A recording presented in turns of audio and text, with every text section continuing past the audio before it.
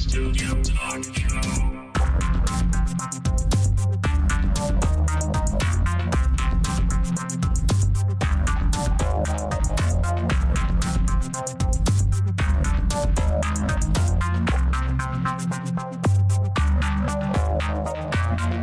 Visual Studio Talk Show.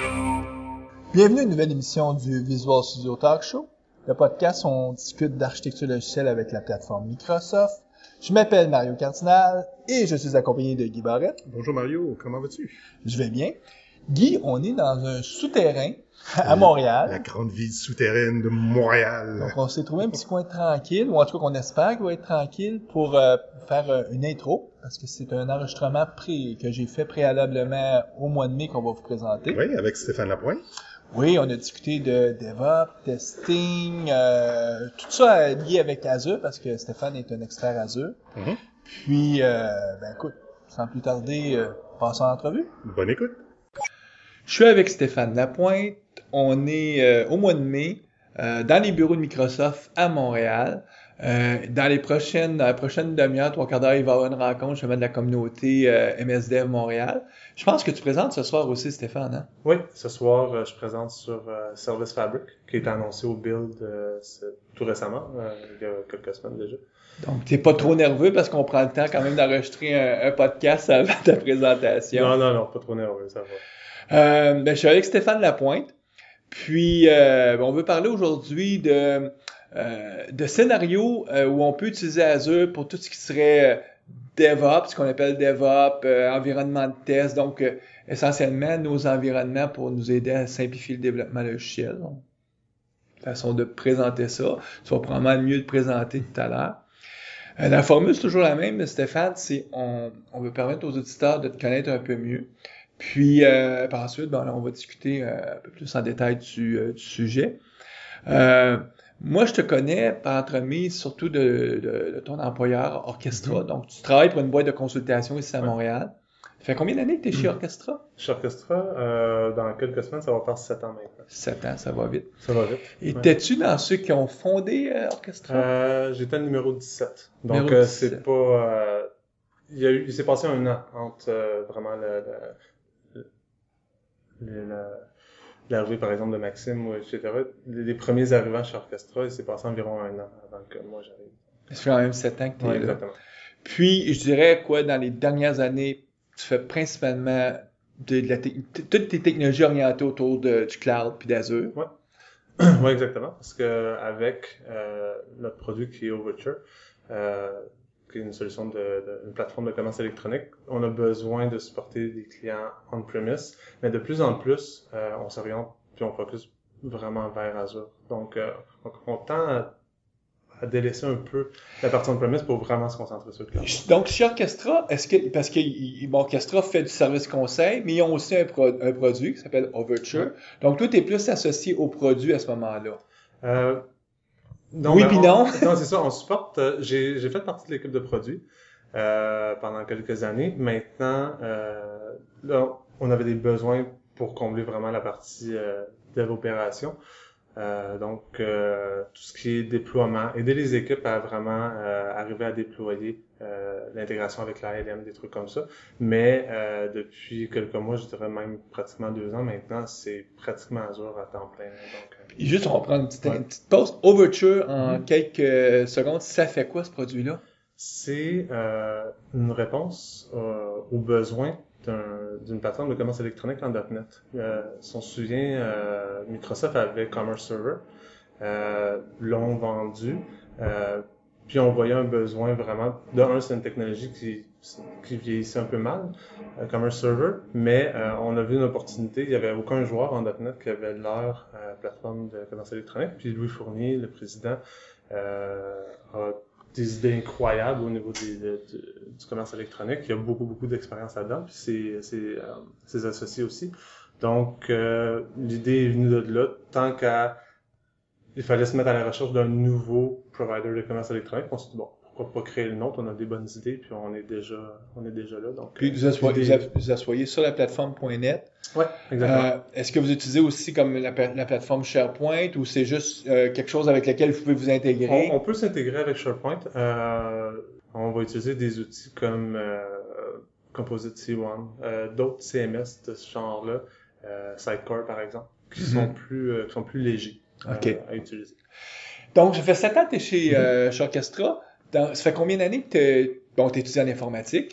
Ouais, mais j'ai un parcours un peu à l'inverse. J'ai appris avec des livres, avec le frère d'un ami. Moi, j'avais un intérêt vraiment tout jeune. J'ai commencé avec un VIC 20. Puis, c'est ça parce que t'as 35 ans à peu près, 40 ans? Un petit peu plus. Un petit peu plus, 37. Ah ouais. Mais, mais t'as connu le VIC 20, donc. Ouais, c'est ça. Donc tu vas avoir 7 ans, 8 ans, 9 ans?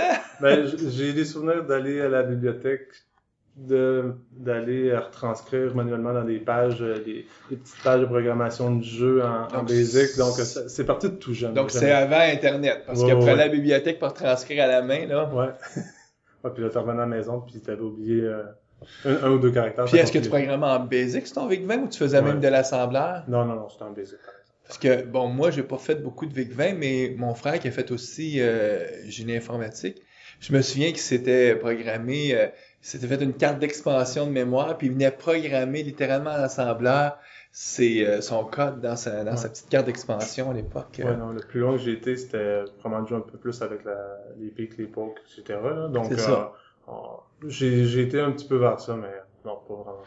Donc, tu découvres l'informatique, t'es jeune, mais t'as décidé de pas faire un parcours comme un cursus scolaire classique, t'as plus appris par toi-même, autodidacte.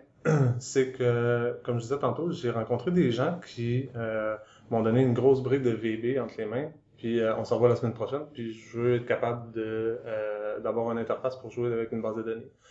Donc, je suis parti dans mon temps libre, j'ai regardé ça, puis... Mais ça, t'étais adolescent à ce moment-là? Oh, c'est ça, là, j'étais rendu 15-16 ans à peu près. Puis, c'est ça, à 16 ans... C'était quoi, une opportunité de job d'été, de faire un peu de revenus? Ou... Même pas, c'est parce que, comme je disais, c'était le frère d'un ami. Ouais. J'allais, moi, chez son frère pour... on jouait à des jeux vidéo, etc. Et je voyais que lui était consultant en informatique, il faisait ça de la maison, puis ça m'intéressait de ce qu'il travaillait sur Windows, Windows NT dans le temps. Genre Basic, etc. Je trouvais ça vraiment intéressant de le voir programmer. Ouais. Puis avec Visual Basic, c'était assez facile. Tu avais du UI que tu étais capable de construire assez facilement. Donc, ça a piqué ma curiosité en jasant avec lui, en discutant avec lui. C'est ça, il m'a donné une grosse une grosse brique pour m'y mettre. Puis il m'a dit, écoute, si vraiment ça t'intéresse, regarde ça. Puis on se revoit la semaine prochaine. Puis la semaine d'après, c'est ce qui est arrivé. Là, j'avais déjà pioché. Donc c'était pas parfait, mais j'avais déjà me connecter à une base de données. Donc, il y a quoi, une vingtaine d'années de ça à peu près? Là. Ouais, parce que quelques mois après ça, cette personne-là a parti de sa compagnie. Et je pense qu'il a vu que j'apprenais assez rapidement. Et il m'a demandé de l'accompagner dans sa compagnie, etc. C'est comme ça que tu as commencé. C'est pour ça que je dis que j'ai commencé un peu à l'envers. L'intérêt était déjà là, mais j'avais pas le diplôme en partant pour travailler. Donc, tu as toujours été dans un écosystème Microsoft à ce moment-là? Toujours, ouais. Toujours. Ouais. Donc, toutes les années 90, essentiellement, tu travailles dans des boîtes de consultation. Puis, donc, arrivent les années 2000. Puis, donc, vers la fin de 99, c'est là que, c'est ça, je me suis promené un peu. Je me suis rendu compte que j'étais capable de très bien faire la job comparativement à mes coéquipiers. Ouais. Sauf que le salaire suivait pas. Donc, je me suis dit, je vais reprendre une année pour aller faire un AEC au niveau collégial, juste pour dire que j'ai un papier pour revenir sur le marché. Puis c'est ça que j'ai fait. En 2000, fin des années 2000, là, j'ai continué à travailler un peu, à faire des contrats le temps que j'étais aux études, mais ça a été de se concentrer vraiment sur l'obtention d'un diplôme pour après ça continuer en informatique. Puis il y a ça, 7 ans, tu rencontres la gang d'orchestra, puis là, tu te joins à eux autres. Puis, donc, depuis quoi? 3 ans, 4 ans, tu te concentres plus sur technologie cloud, Azure. Ouais, ouais, exactement. Puis, Puis, ben, comme je disais, on commence à s'y intéresser là, déjà 3 ans et demi à peu près, mais depuis environ 18-20 mois, là, c'est... Donc, au même moment où Microsoft a décidé de plus juste offrir une solution plateforme as a service, mais vraiment de toute la partie qui est plus machine virtuelle et tout, Ouais, donc infrastructure, Ouais. c'est là où est-ce que ça a levé pour vous autres aussi, j'imagine. Oui, mais en même temps, on avait le produit arrivait aussi au point où il y avait besoin de se faire déployer dans Azure. On avait besoin d'offrir cette offering-là aux clients. Donc, mais oui, c'est arrivé sensiblement au même temps que l'IaaS, le IaaS dans le fond. Ouais. Donc, toute l'infrastructure as a service. Ouais. Puis, donc là, toi, tu te retrouves impliqué à ce niveau-là. Vous avez des clients majeurs, donc tu fais des projets assez intéressants de déploiement. Tu tombes sur le radar de Microsoft qui disent « Oh, coudonc, ce gars-là, il comprend ce qu'il fait. » Donc, depuis combien de temps maintenant que tu fais partie de groupes, ce qu'on appelle des groupes aviseurs chez Microsoft, qui essentiellement, Microsoft font toujours ça.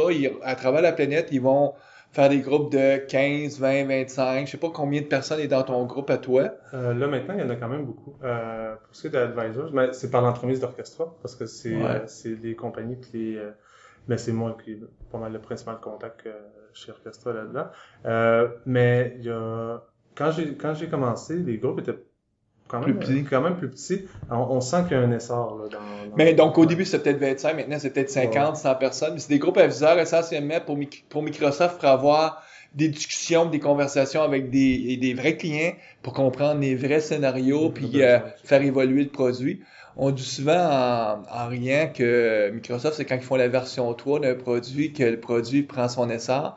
Mais ça démontre aussi que c'est dans leur gène de toujours se comprendre que leurs produits sont pas bons au début, qu'ils n'ont pas compris comme il faut, puis qu'il faut qu'ils fassent du refactoring, puis de la réécriture, puis c'est dans le modèle. Mais en même temps, Microsoft sont plus gros, ont plus de moyens, mais passent à travers souvent les mêmes cycles que les plus petites boîtes ou les plus petits produits vont passer.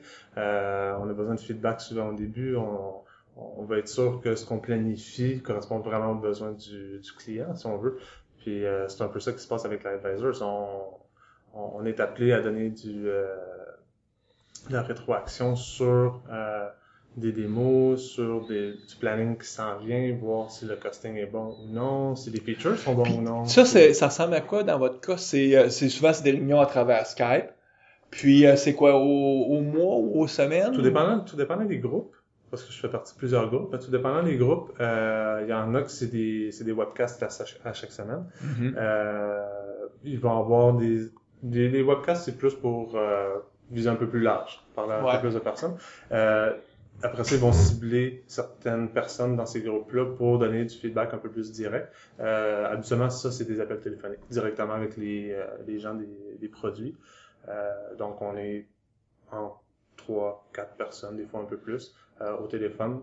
Il y a des gens de diverses équipes. Ça peut être Visual Studio, Azure, quand on parle du tooling. Ça peut être des gens de database, etc. Puis, c'est ça, on est appelé à échanger, voir qu'est-ce qui fonctionnait pas, qu'est-ce qui fonctionne, est-ce qu'on était content de la documentation ou pas, est-ce qu'on a eu assez ou pas.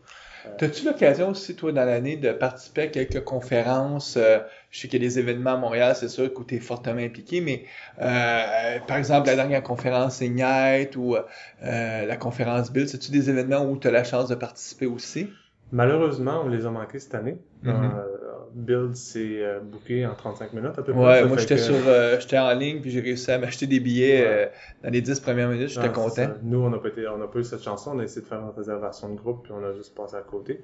J'avais parlé à mes patrons pour aller à Ignite, mais on avait mis l'emphase sur Build une fois qu'on s'est rendu compte que on passait pas sur la liste d'attente. Ignite a passé aussi. Mais bon, j'ai pas eu la chance d'y assister en direct, mais j'ai regardé live les présentations puis je te demandais ça parce que souvent quand on fait partie justement de ces groupes aviseurs-là, quand il arrive des conférences, il y a des événements particuliers pour est-ce qu'on profite de faire des rencontres un à un. Avec les membres de l'équipe, ouais. Mais j'ai été, par exemple, même si c'est pas un événement public, avant que Service Fabric soit annoncé publiquement, on est allé passer une semaine chez Microsoft pour faire un hackathon. Donc, pendant une semaine, on était assis dans une pièce avec tous des gens Donc, des équipes de Microsoft. Pour nos auditeurs, là, ils entendent parler de Service Fabrics. Donc, c'est une offre, une autre des offres que Microsoft a dans son portfolio Azure. Parce que Azure, maintenant, c'est beaucoup de produits. Si on essayait de décrire Azure Fabric, Service Fabric, ça sert à quoi? C'est quel problème ça cherche à résoudre? Premièrement, de donner de la haute disponibilité et de la haute high availability puis high capacity. Ouais. Dans le fond, ce que ça garantit, c'est une plateforme qui va permettre d'héberger des microservices. Donc, on arrive avec une application, une architecture microservice, tout est découpé en plus petits morceaux, et on arrive à pouvoir scaler la plateforme. Ce que Service Fabric offre, entre autres, c'est de manager, par exemple, la haute disponibilité des données, des services, et faire des promenées à travers. Donc, juste que je suive bien, là.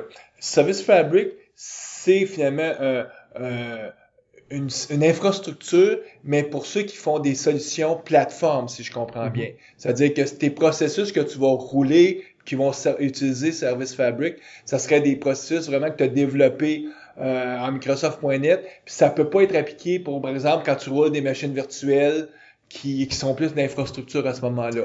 Non, exact. Ce que, d'abord que Service Fabric fonctionne présentement, c'est, lui, il manage des exécutables. Ouais. Mais tantôt, tu disais que c'est développeur .NET, c'est pas vrai. On pourrait avoir... On pourrait développer en C++ ou en Java, ou peu importe. Ouais. Lui, dans le fond, dans sa version actuelle, il gère des process.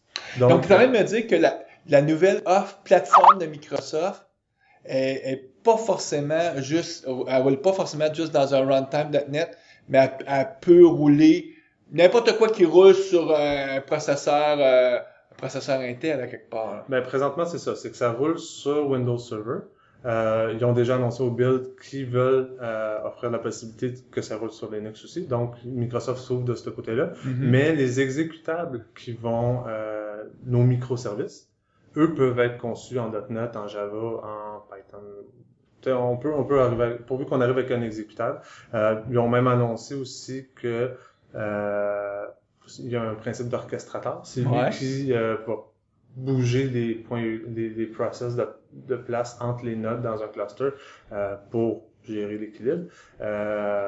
Pour l'instant, ils gèrent des exécutables. Ils ont annoncé aussi le support pour Docker qui s'en vient probablement vers la fin de l'année, début de l'année prochaine. Parce que ça, Docker, ça va être vraiment la façon de définir ces unités-là que là, on les gère quand ils sont en exécution, mais il faut aussi les gérer, comment on les déploie, comment on les... Puis là, Docker va te permettre de faire toute cette... Service Fabric te permet déjà tout ça. Ah oui? Service Fabric, c'est pour vrai c'est un des beaux produits que j'ai vu sortir de chez Microsoft. Parce qu'il gère la partie de health pour la santé du cluster des nœuds. Les déploiements, les upgrades, arriver à faire des rollbacks si jamais les... Donc, il n'y a pas vraiment... Donc, je t'écoute, là. Je peux pas dire, OK, c'est l'équivalent chez Google de tel produit ou c'est l'équivalent de chez Amazon de tel produit. Ils sont quasiment uniques dans le spec des offres avec ça. Ben, AWS ont annoncé qu'ils arrivaient avec une solution microservice. Je l'ai pas encore comparé avec ce que Microsoft a annoncé, mais Microsoft, moi, je considère qu'ils ont vraiment quelque chose parce que c'est assez nouveau. On s'entend, là, dans les dernières années, Microsoft est toujours à la remorque d'Amazon, parce qu'Amazon sont les leaders. Ils avaient pris une longueur d'avance parce que eux avaient eu toutes les problématiques de faire rouler leur service Amazon, puis ils avaient focusé sur les machines virtuelles initialement, donc sur de l'infrastructure, puis ils avaient développé tout le tooling, tout ce qu'il faut. Microsoft est rentré dans ce marché-là très en retard, il y a 2 ans, 3 ans. À un moment donné, ils ont comme ouvert les yeux et ils se sont dit « Wow, c'est ça que le marché a besoin, on va l'offrir. » Mais le marché le demandait. Si vous voulez compétitionner avec Amazon aussi, Amazon était un des seuls Microsoft avait du plateforme as a service, mais avait pas d'infrastructure as a service. Donc, Donc, ils ont focusé beaucoup sur l'infrastructure, mais là, toi, tu es en train de me dire, du côté plateforme, Microsoft ont continué à évoluer leur offre parce qu'ils ont commencé à annoncer le plateforme en 2007, 2008 à peu près. Mhm. Et là, maintenant, on est rendu avec des microservices, avec même tout, finalement, c'est des consoles de gestion que ça l'offre, ou c'est plus que ça, ou... Ah, c'est plus que ça, parce que dans le fond, ils ont pensé. Faut dire que Service Fabric, c'est pas, ça vient pas de sortir il y a 6 mois. Microsoft l'utilise pour ses services de première ligne. On pense à Cortana, on Donc, pense c'est déjà rodé c'est depuis un déjà bon rodé. bout. C'est quoi l'Azure roule sur Service Fabric? OK. C'est en production maintenant. Ce que Microsoft travaille là-dessus depuis 4-5 ans. Donc, grosso Donc- modo, là, ils sont en train d'en faire un produit commercial, mais il est utilisé à l'interne en premier. Ben, ils l'ont développé pour eux. Puis à un moment donné, les architectes chez Microsoft ont fait, ben, OK, c'est vraiment intéressant, les équipes de produits l'utilisent, on a du bon feedback, mais nous, l'idée de ce framework-là, de Service Fabric, est née ils voulaient arrêter, à travers Microsoft, de recréer tout le temps les mêmes choses, puis de réinventer la roue à chaque fois qu'il y avait besoin de haute disponibilité, puis d'assurer la viabilité des données. Donc, de s'assurer que les données soient toujours disponibles, peu importe, il y a des services comme ça que 365 jours par année, ça a besoin de rouler, update pas update, il faut que ça soit up, il faut que ça roule. Donc, Service Fabric arrive pour répondre à des besoins comme ça, et ils se sont dit, à un moment donné, mais, OK, c'est bien le fun pour Microsoft, mais ça va intéresser sûrement nos consommateurs aussi, pourquoi on ne l'offrirait pas. Donc, l'ouverture au public s'est faite de cette manière-là depuis peut-être 1 an et un petit peu plus qu'un an. Il commence à s'ouvrir tranquillement en premier aux advisors, etc. Mais là, c'est public depuis le build maintenant. Là. Donc, on parle de Service Fabric. Ça peut sembler loin de notre sujet, puis c'est vraiment pas loin dans un sens parce que le but, quand on avait discuté de qu'est-ce que tu aimerais transmettre aux auditeurs, c'était plus la relation entre Azure comme plateforme pour aider le cycle de développement. Donc, les environnements de test, jusqu'à tes environnements de production, puis comment tu peux même arriver à avoir de déploiement en continu avec une plateforme comme Azure, de façon beaucoup plus aisée peut-être que ce qu'on peut faire à l'interne.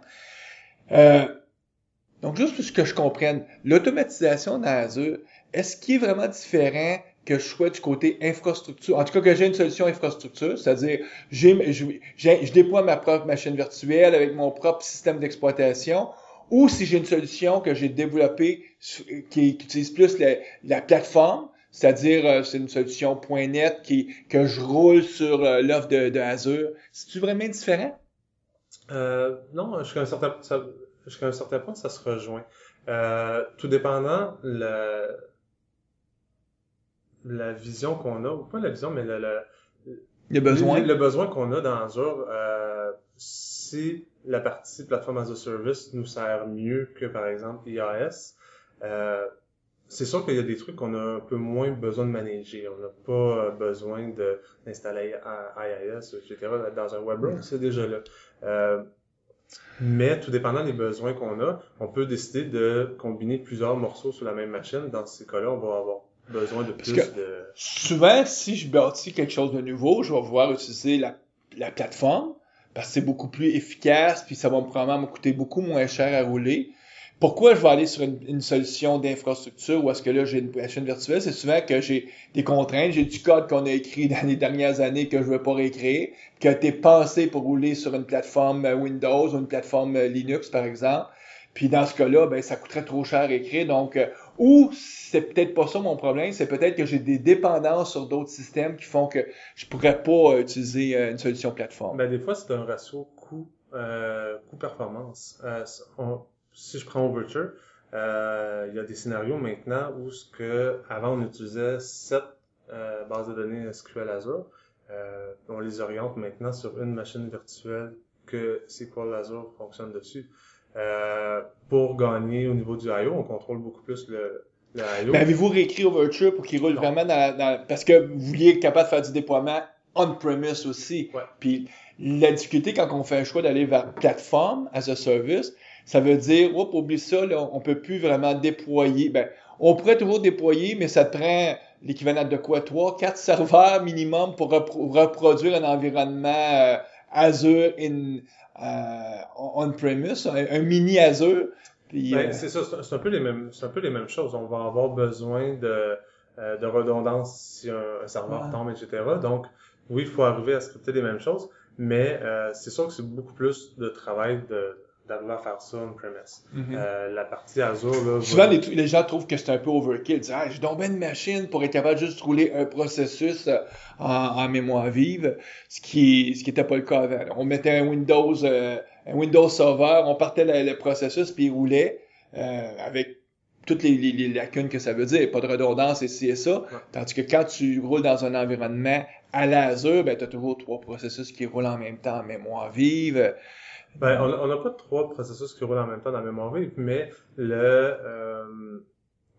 les serveurs, eux, vont nous donner La certitude que par exemple, Azure avec les upgrade domains, les fault domains, etc., garantissent que, par exemple, sur une installation de 2-3 machines, ces 2-3 machines-là seront pas nécessairement dans les mêmes racks physiques. Donc, s'il y avait une coupure de courant, on perd pas. On perd pas tout. Il y a toujours, le load balancer va s'occuper de rediriger le trafic. Ensuite, les upgrade domains, eux, pendant les fault domains, upgrade domains, pendant que Microsoft lui-même a besoin de faire des updates à ses systèmes d'exploitation, va passer à travers ces domaines-là pour... Mais vous, votre produit Overture, il aujourd'hui, il roulerait dans une machine virtuelle sous Azure, c'est comme ça que vous le déployez? Non, Overture, présentement, c'est à peu près, tout dépendant de la topologie qu'on a besoin, là, on est capable de faire rouler sur une seule machine ou ça s'en va sur 10 machines. Que tu peux distribuer dans une ferme. Ça s'en va dans une ferme, on utilise à peu près la moitié des services qu'Azure offre. C'est vraiment fou. On parle de Service Fabric, Azure Active Directory, on parlait tantôt de SQL Azure.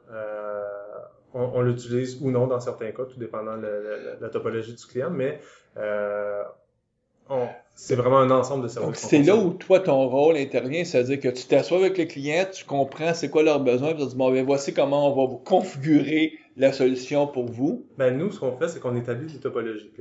Par exemple, on a des topologies plus basiques, on a d'autres standards, d'autres avec des performances, prix etc. différents. Puis, nous, dans le fond, c'est que le client, s'il choisit, peu importe la topologie qu'il choisit, nous, on sait vers quoi déployer dans le cloud. Donc, c'est ce qui arrive à ce moment-là. On s'assoit avec le client, on s'assure qu'on lui explique bien les besoins, ce qu'on va lui offrir comme infrastructure. Et nous, c'est décidé d'avance, on déploie ça dans Azure avec ces DLL personnalisés, etc., pour avoir une installation Visual Custom. Il y a peut-être des auditeurs qui nous écoutent et disent, OK, c'est bien beau là, son affaire, là, mais nous, on fait tout présentement on-premise, c'est-à-dire sur nos serveurs. On regarde ça, le cloud, on comprend que c'est le futur. Donc, quel est souvent un premier point d'entrée qui peut être très rentable et facile à vendre en entreprise, c'est de dire, mes environnements de développement, mes environnements de test, je pourrais les mettre sur le cloud. Exactement. Puis, il y a des études qui démontrent que, à peu près, les environnements de développement vont être utilisés, jusqu'à un ratio aussi bas que 20%. Ah ouais. Donc, on peut facilement penser que dans le 8 à 5 de la journée, les environnements sont utilisés, puis la fin de semaine, les soirs, il n'y a plus personne qui s'en occupe. C'est pas vrai. Si c'est des serveurs, on continue à payer de l'électricité. On paye de l'électricité. On a aussi payé pour... on paye pour l'électricité, les licences. Je veux dire, ça, c'est un environnement de test, mais on va penser, par exemple, à même de la production, où pour répondre à un pic dans l'année, on a besoin de 3 fois la capacité normale que le système a besoin, mais on a payé quand même pour toute l'année pour ce ratio 2 fois plus, 3 fois plus, excusez. Donc, c'est l'avantage du cloud dans ce sens-là. L'élasticité qu'on gagne avec le cloud est vraiment intéressante. Parce que, comme je disais, une équipe de développement qui va faire une ronde en QA, de un, elle n'a peut-être pas besoin d'un environnement de QA 7 jours sur 7, 24 heures sur 24. Ça se peut qu'elle n'a même pas de besoin pendant 2 semaines, tout dépendant du cycle ou peu importe ça. la manière qui fonctionne. Une compagnie pourrait toujours avoir une cheminée d'évolution, c'est-à-dire j'ai des environnements de test pour les développeurs, des environnements de test d'intégration. Encore là, souvent, c'est les équipes de développement. Mais après ça, test d'acceptation, là, c'est le client qui fait l'acceptation. Pré-prod, prod. Donc, souvent, cette cheminée-là, on la conceptualise comme étant différentes plateformes, mais dans la réalité, c'est sur le cloud, c'est que ça pourrait toujours être juste l'environnement que j'ai besoin au moment présent qui est up and running pour lequel je paye. Oui, exactement. Et nous, ce qu'on fait, par exemple, chez Orchestra, c'est que les environnements comme ça, à 7 heures le soir, on ferme tout. Les environnements dans Azure, à moins d'exceptions, ça va avec les équipes. Habituellement, on ferme tout à 7 heures le soir, on remonte les environnements à 7 heures le matin. Donc là, on s'exécute le tiers du temps. Si on compte pas les fins de semaine, qui est un peu plus que ça. Puis nous, on a vu chez nous, la facture est réduite de manière très, très, très importante. Parce que veux pas, on paye notre consommation sur Azure comme tout le monde. Puis ça fait vraiment une grosse différence. Ça. Mais encore là, ce qu'on gagne beaucoup, c'est l'agilité. Moi, j'ai besoin, par exemple, d'un environnement out of the blue comme ça, parce qu'on a besoin d'une nouvelle ronde de validation ou on a besoin d'un environnement seulement pour valider un build ou un hotfix, par exemple, sur un bug qui a été trouvé dans un environnement. On est capable de monter un environnement en une demi-heure peut-être, parce que Overture est quand même assez long à déployer, mais en une demi-heure, 40 minutes, on est capable d'avoir un environnement pour nos besoins, qu'on va faire nos tests, qu'on vient de mettre à terre 2 heures après. C'est bon pour des load tests, c'est bon pour un paquet de trucs, mais ce qu'on gagne avec ça, c'est vraiment l'agilité. Les développeurs... Parce que les développeurs sont souvent, j'imagine, en tout cas nos auditeurs sont déjà vendus à l'idée que être capable de reconstruire son application, ce qu'on appelle toujours encore aujourd'hui l'intégration continue, ou en tout cas les déploiements automatisés, que c'est très rentable parce que on se rend compte qu'on devient en maîtrise de notre application. Là, avec Azure, c'est qu'on va un étape plus loin. C'est plus juste la partie applicative qu'on reconstruit à la demande, c'est tout l'environnement, incluant le système d'exploitation, les configurations et tout. Puis c'est là que les outils comme Docker viennent très efficaces, c'est-à-dire que au lieu de déployer des gigabits de machines virtuelles, tu déploies plus ça, tu déploies juste des scripts qui définissent comment tu vas instancier ces machines-là. Ben, dans le cas de Docker, ouais, c'est que les gens vont se créer des conteneurs, puis ces conteneurs-là sont poussés sur des machines. Dans le cas, par exemple, de PowerShell, d'automatisation en PowerShell tout court. Aujourd'hui, vous travaillez probablement juste avec PowerShell, parce que Docker est assez nouveau. Ouais, c'est ça. Docker est assez nouveau, et Docker n'est pas encore disponible sur Windows. Il faut comprendre que Docker est là depuis longtemps. C'est pas vrai, la compagnie, je pense, existe depuis 2 ans environ, mais... c'est né dans le monde Linux. Mais c'est né dans le monde Linux, ça s'en vient dans le monde Microsoft. Il y a un support natif qui a été annoncé au build aussi pour Windows Server 2016. Donc ça va être Windows Server on a bien hâte aussi mais d'avoir ça. Mais entre-temps, c'est ça, on utilise PowerShell. On utilise aussi avec Azure le Azure Resource Manager, qui est un petit peu plus nouveau aussi, qui est sorti l'année passée. Ça permet de toute façon, quand on regarde le nouveau et l'ancien portail, le Preview Portal et le Management Portal, on voit clairement qu'il y a un clash entre les deux. Le Preview Portal est tout sur le nouvel API, qui est le Azure. Donc, quand tu dis le Preview Portal, c'est que là, Microsoft se prépare à faire une évolution de leur portail Azure. Il y a la version actuelle que les gens utilisent. Et pour certains utilisateurs, on leur offre la chance de dire, hey, vous voulez utiliser la version prévue à venir. Ouais, à venir. Preview, donc si on la traduirait, serait, je sais pas trop, à venir. On va la traduire comme ça. Et souvent, dans le temps, à un moment donné, même le preview devient disponible à peu près à tout le monde. Mais là, aujourd'hui, je sais pas où est-ce qu'ils sont rendus dans l'évolution. C'est des gens comme toi, c'est sûr que toi, tu travailles beaucoup avec la version preview. Nous, on travaille entre les deux. Preview rattrape beaucoup plus. Il faut comprendre qu'il y avait des fonctionnalités qui étaient dans la version de base. La version actuelle dans le Management Portal, qui n'était pas disponible dans le preview. L'inverse aussi. Mais Microsoft a fait un statement quand même assez... il a mis tout fort dessus. Management est appelé à mourir. Donc, toutes les nouvelles choses s'en vont dans le Preview Portal. Les gens qui l'ont pas déjà essayé, mais ils peuvent s'inscrire, ils peuvent s'enrôler pour avoir accès. Puis d'ici quelques mois, ben on va faire tout là, dans la version preview. Là, qui va devenir finalement le portail. Ouais, c'est ça. Il y avait des gaps fonctionnels. Par exemple, les cloud services n'étaient pas encore disponibles dans le Preview Portal. Ils ont annoncé le support aussi au build. L'équipe Azure sont sur un rythme effréné de livraison. Écoute, c'est à toutes les semaines, il y a quelque chose, soit de nouveau ou en tout cas des évolutions, des mises à jour. Et on comprend pourquoi, c'est qu'ils sont sur une course folle contre Amazon.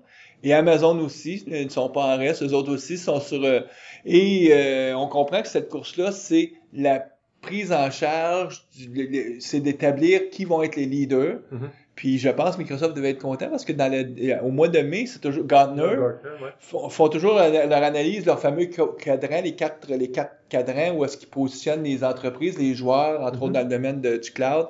Puis tout le monde veut être dans le cadran où est-ce que tu es un leader et aussi quelqu'un qui a une bonne vision. Ouais.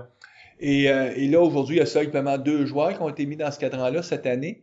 Amazon, qui garde sa position de tête, et Microsoft.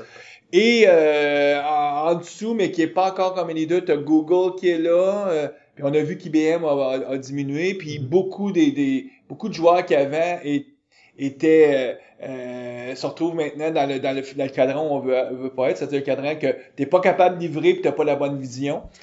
Ben, c'est presque tous les autres joueurs sont dans ce cadran-là. Il faut voir aussi que Microsoft investit vraiment beaucoup d'argent. On a vu il y a eu des coupures chez Microsoft dans les derniers mois. Mais pas du côté d'Azure. Pas du côté d'Azure. Du côté d'Azure, on regarde ça. Même nous, on est chanceux, on est privilégiés, on a accès à de l'information un peu en avance. Mais même pour nous, c'est essoufflant. C'est difficile de tenir la cadence. Mais puis c'est ça, par exemple, quand je parlais tantôt, on avait été au hackathon chez Microsoft, on a rencontré les équipes de produits, puis ils engagent, le mot est... Ouais. Ça fait que si jamais ça vous tente, il y a de la job là, en tout cas. Ah, c'est sûr. Donc, c'est le défi, de toute façon, c'est un défi de l'humanité. À quelque part, il y a trop de demandes de conception de logiciels pour la quantité de cerveau qu'il y a sur la planète pour concevoir du logiciel de qualité. Mm-hmm. Puis, quoi qu'on en dise, il y a des gens qui disent « Ah, informaticien, c'est un métier un peu comme un comptable. » C'est-à-dire, si tu lui enseignes, il va faire la recette et tout, puis il n'y a pas vraiment quelque chose qui est lié au talent. Moi, je suis pas de cette école-là. Je pense pas que c'est un métier qui ressemble comme le comptage. Je pense que ça ressemble plus à des sportifs. Les sportifs, on reconnaît qu'il y a des gens qui ont du talent, puis il y a des gens qui n'ont pas de talent. Puis la différence entre ceux qui vont se rendre, par exemple, dans la Ligue nationale de hockey ou que ça soit dans la Coupe du monde au football, c'est que c'est pas juste le travail, c'est le talent. Mm-hmm. Puis et c'est exponentiel. Là. D'un niveau de ligue à un autre niveau de ligue, c'est toujours 10 fois plus grand.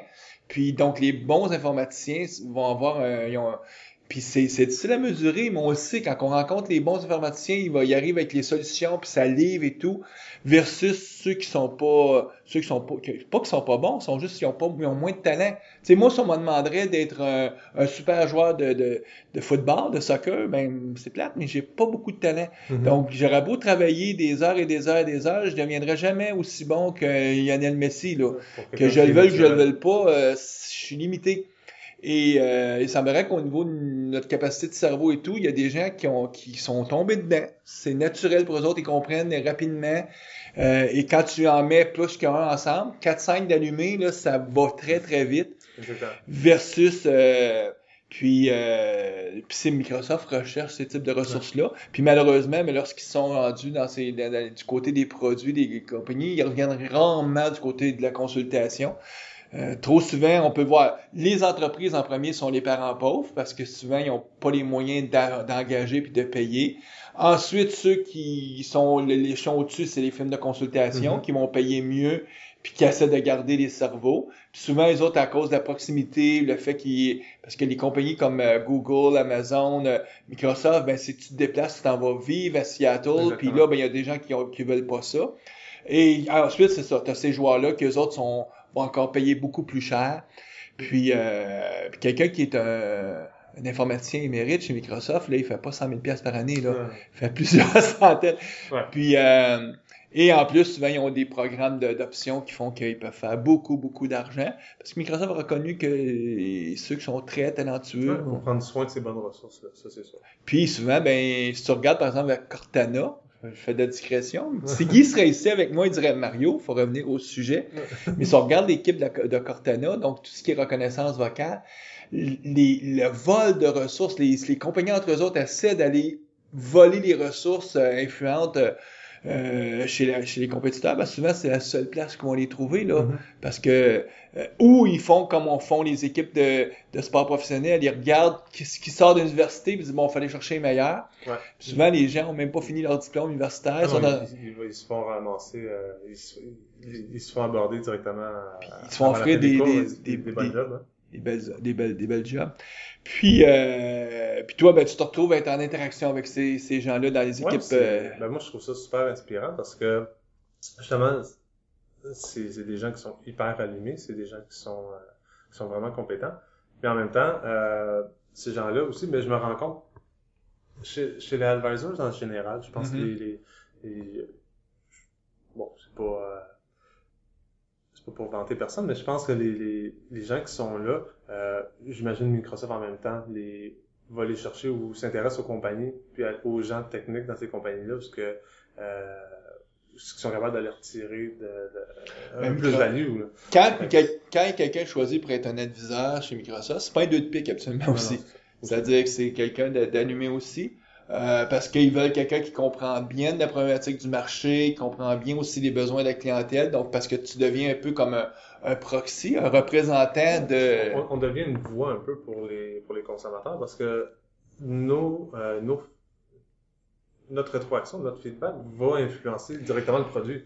Puis, Donc, puis ils veulent une voix de gens qui sont visionnaires, qui sont en avant. Donc, c'est-à-dire que même si tu as une bonne voix, mais que tu représentes tout ce qui est le passé, par exemple, il y a des gens d'entreprise aujourd'hui, dans certaines organisations, où on n'a pas pris le virage cloud, on n'a pas pris le virage Azure, où est-ce que on a beaucoup de besoins on-premise, puis il y a des gens qui sont vraiment très compétents, mais même si Microsoft n'est pas du tout intéressé à entendre ce discours de ces gens-là, parce qu'ils savent que ça, c'est le passé. Ça sert plus à rien. Ils vont s'assurer de quand même donner des portes d'évolution. Mhm. Mais ils feront rien, là. Tu sais, on pense, par exemple, il y a des gens qui chialaient en disant, comment ça, toutes les nouvelles fonctionnalités qu'on trouve dans les produits comme, que ça soit SharePoint ou Office 365, ça n'existe pas localement. Je dis, non, oublie ça. Ça va être tout le temps juste Azure. Puis on le voit aussi dans l'outillage pour les développeurs, là. Ouais. Visual Studio Online. Visual Studio Online est appelé à prendre de plus en plus de place. Puis on voit qu'il y a vraiment un effort. Puis la rapidité à laquelle ils sortent des fonctionnalités aussi, la cadence est vraiment folle. Puis c'est beaucoup en avance sur la version on-premise qui est le Team Foundation Server. Et c'est sûr que le produit Team Foundation rattrape là, quand ils vont sortir la version 2015. Bon, ben là, ils vont rattraper un petit peu, mais ça reste encore en retard. Il commence à avoir un gap de plus en plus. Ouais. Puis on voit là, quand on est proche des équipes de produits, on voit des fois que, OK, telle chose est annoncée là, et clairement, quand on pose la question, ouais, mais on-premise, des fois, on nous dit clairement, hey, écoute, non, il n'y aura rien pour... parce qu'on considère pas que c'est un scénario qui est si criant que ça pour les gens. Il y a certains produits que c'est vrai. La partie développement TFS garde quand même garde un peu d'amour encore on-premise parce que de toute façon Microsoft le voit bien, puis même avec Azure aussi, Azure depuis le début c'est une plateforme orientée vers les développeurs. Ils ont besoin de cette je pense qu'il y a encore quelques années avant que TFS soit vraiment déphasé, là. On n'est pas là. Mais on le voit SharePoint, toutes les fonctionnalités Yammer, il n'y a rien de ça dans la version. Puis je suis pas dans le secret des dieux, mais SharePoint 2016, on va voir qu'est-ce qu'il va avoir, mais ça devient deux plateformes qui évoluent. Un peu comme tu parlais de le portail actuel pour Azure, puis le nouveau portail. Ben là, à un moment donné, il y a un phase-out du portail actuel, puis il y a le nouveau. Puis à un moment donné, le nouveau va devenir la seule vérité. Ben, chez Microsoft, il y a un gros virage pour ramener à peu près tous les produits qu'ils ont, puis les mettre un peu as a service. On pense à SharePoint Online, on pense à tout ce qui est dans Azure, on peut pas passer à côté. Exchange avec Office 365, etc. Ouais. Exchange, comme produit lui-même, va mourir, là. Bon, en tout cas, moi je suis Il pas est intégré dans Office je suis 365. pas très proche des gens qui font du Exchange maintenant, mais j'en entends vraiment plus parler comme j'en entendais parler. Là. Si on veut quelque chose en ligne maintenant, Ouais. c'est du Office 365, puis j'entends plus parler d'Exchange. Tout à fait. Puis, économiquement, c'est dur de plus en plus de le justifier, de déployer des serveurs à l'interne pour faire du mail, quand le prix du service est tellement bas. En tout cas, faut que tu sois... faut pas que tu fasses... Faut pas que t'aies pris ton spreadsheet, t'aies additionné les colonnes pour justifier ce choix-là, parce que dès que tu fais l'étude de coûts, tu peux pas justifier un déploiement à l'interne. Puis les entreprises qui continuent à avoir du email à l'interne, ben, c'est juste triste. Ils payent beaucoup, beaucoup, beaucoup trop cher pour ce service-là. Les compagnies qui ont beaucoup de volume peuvent réussir à s'en sortir encore avec avec l'argent, mais quelqu'un qui est pas une multinationale, qui a pas 20 000 employés, je veux dire là, c'est dans cette partie-là que t'es moins gagnant. De un, il faut les serveurs, il faut faire la maintenance. Ça te prend des gens qui connaissent ça. Ben, il faut les gens qui connaissent ça. Puis la plupart du temps, ben, tu les as plus ou moins. Donc, soit tu payes cette expertise-là chez vous, ou sinon tu fais affaire à des consultants, ce qui coûte encore très cher. Et donc, La raison pourquoi tu as pu accès aux plus animés, c'est que les plus talentueux se sont fait approcher par les Microsoft de ce monde pour dire « Hey, tu veux-tu venir travailler sur notre plateforme Azure? » Parce que eux, là, aujourd'hui, là, il y a 400 millions d'utilisateurs sur Outlook.com. 400 millions, ça veut dire que ça en prend des gens talentueux en arrière qui configurent et qui... Puis là, c'est pas juste de cliquer, là, c'est de penser comment on le fait marcher. Donc, Microsoft sont allés chercher les plus allumés, puis là, on va faire des jobs. Donc, ces gens-là sont plus disponibles là, dans le réseau normal de consultation, puis encore moins pour être engagés dans les grosses entreprises. Puis encore, comme je disais, s'il y a une course, il y a des ressources, il y en a pas assez. C'est le fun pour nous. Ça veut juste dire qu'on peut commander des gros salaires, mais c'est un défi que la société auquel la société fait face. Puis même, je dirais que les pays font face. Ouais. Les pays aujourd'hui cherchent, on le voit, là, la Chine qui envoie former beaucoup de monde dans les universités américaines, mais qui veulent que ces gens-là retournent en Chine. En Chine, après, pour être capable de disperser un peu le savoir. Puis, Parce qu'ils veulent pas perdre... puis parce qu'il y a un certain nombre de cerveaux sur la planète, puis il n'y en aura pas, puis il y a une certaine quantité de talent. Dans les sports professionnels, on l'a vu depuis longtemps, là, les sports professionnels se sont mondialisés. Moi, je peux penser, nous, on est Canadiens, donc le hockey, on l'a vu, là, tu sais, les sources, les bassins pour les joueurs, sont dans les pays nordiques. Peu de joueurs très talentueux qui vont sortir de l'Afrique, malheureusement, parce qu'on joue pas au hockey. Pas qu'il n'y a pas de gens qui auraient le talent, probablement qu'il y aurait des gens qui auraient le talent. On le voit, là, juste avoir le nombre d'athlètes qui viennent d'Afrique puis qui sont super bons au soccer, au football. Il y a juste un peu moins de glace. Moins de glace, c'est un sport quand même, Ouais. on peut dire, qui demande, c'est encore un sport de riche, c'est pas pour rien que c'est encore un sport qui a plus de blancs qui jouent. Puis je veux pas faire, je veux surtout pas dire que c'est correct que ce soit comme ça, là, c'est malheureux, mais la réalité est que ça prend de l'argent pour pour avoir une glace puis la réfrigérer et tout. Exactement. Ouais. Mais ça revient à notre Ouais. sujet. Donc, les environnements de développement, c'est un bon endroit pour commencer parce que c'est rentable de le faire. On peut le justifier assez aisément. L'autre étape, c'est d'aller vraiment vers mes environnements de production aussi. Ouais, il y a rien qui dit qu'il faut s'arrêter aux environnements de développement et de test. Le cas d'utilisation où est-ce que là, ça devient justifié, c'est le scénario que tu disais. Si quelques mois par année ou quelques jours par année, j'ai besoin d'une très, très, très grande charge, on a tous les deux quelqu'un qu'on connaît qui travaille chez Radio-Canada. Quand sont les journées où est-ce qu'on fait les élections au Canada, c'est cette soirée-là, la soirée des élections, puis c'est probablement vrai dans tous les pays à travers la planète. La soirée des élections, tu as besoin d'une capacité de calcul phénoménale, puis le lendemain, tu n'as plus besoin pantoute de cette capacité. Exactement. Et Azure vient aider dans ces moments-là. Pour quelques heures, on va avoir besoin d'une dizaine, d'une centaine, des milliers de machines, mais le lendemain, on n'en a plus besoin. Donc, d'avoir à aller chercher, c'est sûr qu'on peut louer un data center ailleurs, l'équipement, etc., ou le commander, mais encore là, on va être pris avec après. Puis on peut penser, tu sais, des logiciels pour faire son impôt personnel. ça existe depuis quoi, une quinzaine, vingtaine d'années, les premières versions, en tout cas au Canada, j'imagine que ça va être la même chose en Europe ou en Amérique. Donc, il y a une quinzaine, une vingtaine d'années, c'est des applications Windows ou Macintosh qu'on installait. Dans ces dernières années, il y a des gens qui se disaient, hey, ça pourrait être un service. Donc, au lieu que, parce que c'est compliqué de faire tous les déploiements puis de vendre le produit, donc on l'offre comme un service. Mais ça, là, comme un service, ça veut aussi dire qu'il faut qu'on soit capable de répondre à la charge. Puis le mois précédent, et les derniers jours, il y a une charge phénoménale aussi. Ouais. Donc, ces gens-là ont intérêt justement à utiliser peut-être une solution plateforme as a service comme Azure pour répondre à la demande. Ouais, de répondre aux besoins d'élasticité qu'ils ont dans le fond. Le gros avantage d'Azure, c'est surtout ça, c'est l'élasticité puis gagner en agilité. Ouais. Donc ça, c'est les scénarios où est-ce qu'on pourrait voir que ça vaut la peine. Puis souvent, si on fait ça, l'autre étape, c'est de commencer à penser à rapetisser nos cycles de déploiement. Donc, arriver à automatiser nos déploiements pour déployer vite. Dans le monde web, on est assez familier à ça, avec ça. Tu sais, du déploiement, tu sais, il y a beaucoup d'applications où on déploie au jour le jour. On est familier avec les produits comme Amazon, tout ça, où c'est du déploiement continu.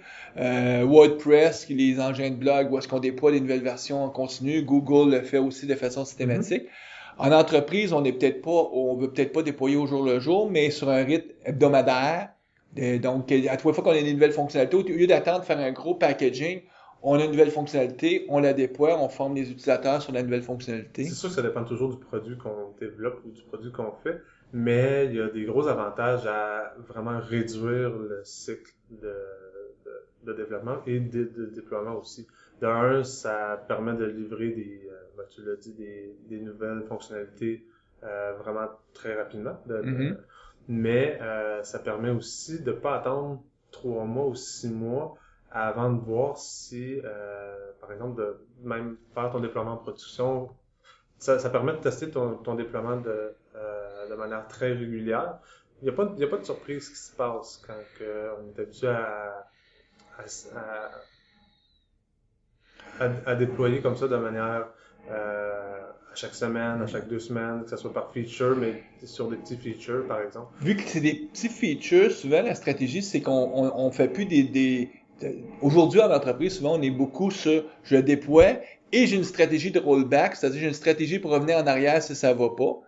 Sur le cloud, on fonctionne plus comme ça, c'est on déploie et c'est pas une stratégie de rollback, c'est une stratégie pour régler jusqu'à temps que ça marche, sachant que la modification que je fais est assez minimale, et pas grosse. Ben, Azure, c'est possible de faire les deux. Ça, c'est vraiment une mentalité d'entreprise, mais c'est vrai que on pense facilement à Facebook dans ces cas-là, où un de leur ingénieur en chef pour ce qui est des déploiements, tout ça, disait, je reviens plus en arrière. Je reviens plus en arrière. Pour moi, c'est admettre que c'est un échec, c'est un failure. Donc, vaut mieux s'assurer d'être capable de comprendre ce qu'on modifie. De comprendre ce qu'on modifie, mais aussi de pouvoir réémettre des fixes très, très, très rapidement. Des fixes très, très rapidement. Donc, d'avoir un cycle de développement et de livraison court va nous permettre de régler ou de pallier ces problèmes-là. On peut se rendre compte qu'il y a un problème en production. Tout dépendant comment la machine est rodée, c'est facilement pensable qu'une demi-heure, 1 heure après, le fixe est passé à travers une moulinette de tests automatisés. On a confiance en on n'a pas cassé d'autres choses. On redéploie. Donc, on fait du forward only de plus en plus. C'est des trucs qui est vraiment intéressant, puis la plateforme permet ça. L'équipe reste alerte, elle, pendant 24-48 heures pour être sûr qu'il n'y a pas rien qui surgit. Parce qu'habituellement, s'il y a un problème, ça va ressurgir. Ouais. Puis quand ça fait 48 heures, ben là, l'équipe a pesé. Bon, ben, mission accomplie, on peut maintenant commencer à penser à notre prochain sprint, notre prochaine livraison. Ouais. Puis il y a vraiment un paquet d'outils. On peut penser à Application Insight, il y a New Relic aussi qui est sur le marché depuis un bout de temps, qui va permettre de pouvoir voir comment la plateforme se comporte. Dans les tests aussi, avant d'arriver en production, on est capable de faire des tests pour voir s'il y a de la régression au niveau de la performance. Ça aussi, c'est des trucs qu'il faut regarder si on introduit des bugs ou si ce qu'on est en train de livrer, est-ce que c'est plus lent que la version qu'on avait avant. Est-ce qu'on a introduit, par exemple, des problèmes soit avec le threading ou whatever. Il y a vraiment un paquet de trucs qu'on est capable d'avoir. En terminant, je vais te poser une question, puis peut-être que je vais te prendre moins l'idée de te rendre mal à l'aise. Si on regarde tout ce qui existe dans la plateforme Azure, qu'est-ce qui pour toi te semble le plus, qu'est-ce qui t'allume le plus, ou tu dis, ah, ça là, vraiment là, c'est quelque chose qui, soit que ça m'a épaté quand j'ai découvert ça, ou je vois un potentiel sur des fois il y a des choses qu'on fait comme, ah wow, ça là.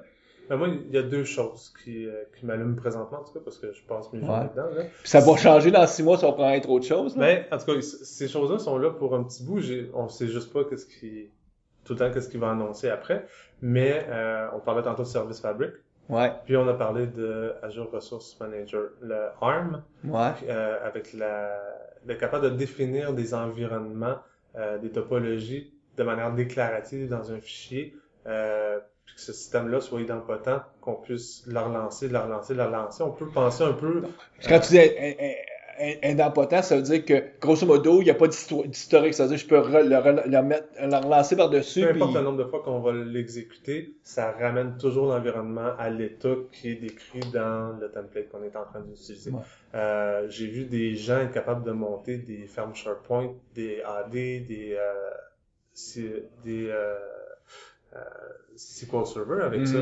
Mais là, on parle des fois des parcs de 5, 6, 20 machines.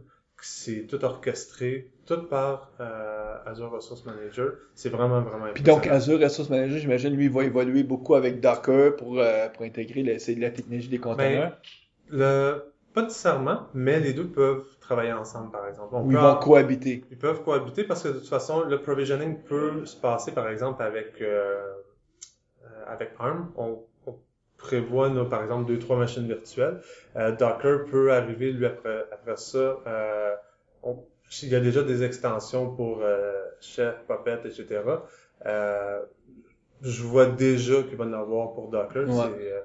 Il y en a pour Linux. C'est décrit dans le ciel. On attend juste que la version Windows est là pour que ça fonctionne. Mais oui, tout de suite après ça, on va pouvoir dire que on a, avec le template, on a préparé des machines virtuelles, etc. On fait appel à l'extension Docker, encore là dans ARM, puis on va être capable de pousser ça. C'est sûr que c'est écrit. Donc c'est intéressant. Donc ARM, c'est un acronyme qu'on connaissait avant plus comme étant un processeur sur lequel on roulait, mais là, il faut penser maintenant que c'est le Azure Resource Manager. Donc, de plus en plus, à un moment donné, peut-être que, puisqu'on s'entend, les processeurs ARM disparaîtront pas, là, ils sont encore assez omniprésents dans les téléphones, mais ARM comme acronyme pour Azure Resource Manager. Et, ben écoute, conversation intéressante. Donc, on te remercie, Stéphane. Ça fait plaisir. Puis on va souhaiter à nos auditeurs bonne programmation. Puis si vous n'avez pas commencé à faire le saut vers Azure, il n'est jamais trop tard. Oui, surtout pour vos environnements de dev test. Ouais. Merci.